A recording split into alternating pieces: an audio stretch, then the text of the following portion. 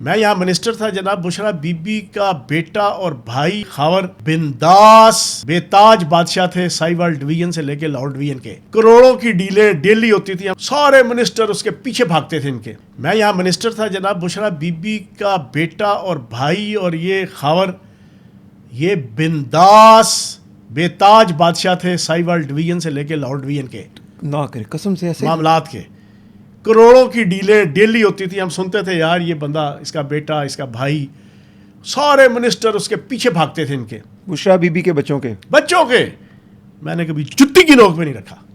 کہ یہ وجہ تو نہیں بنی پھر بشرا بی بی نے مجھے آخری دفعہ کیوں نہیں منسٹر بنایا چودھری پرویز لائی صاحب کی کابینہ میں، جولائی جناب اگست کے پہلے ہفتے میں جو بنی تھی آخری، وہ بشرا بی بی کا بھائی ہے، وہ پارٹنر تھا جناب پی ٹی آئی کے ایک مرکزی لیڈر کا، جو رائٹ ہینڈ تھا بانی تحریک انصاف کی، ہر حرام حلال کی ایکٹیویٹی ہے ان کی پارٹنرشپ تھی، ہائی ویز کی، سڑکوں کے ٹھیکوں کی۔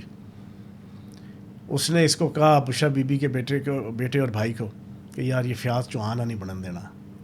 میں منسٹر بنتا تھا، میں اللہ پاک کے کرم سے میڈیا میں اور ڈومیننسی لوگوں میں چھایا ہوتا تھا، انہوں نے مجھے نہیں بنایا، ٹھیک ہے۔ حالانکہ میں جو 3.5 مہینے کی حمزہ شہباز کی حکومت تھی، میں نے سب سے زیادہ قربانی دی، سب سے زیادہ فرنٹ فٹ پہ میں کھیلا تھا، باقی سارے کھڈوں میں گھس گئے تھے، یاسمین راشد، محمود الرشید، راجہ بشارت، مراد راس، یاسر ہمایوں، جو جتنے نامی گرامی تھے سارے 3.5 سال خاموش رہے۔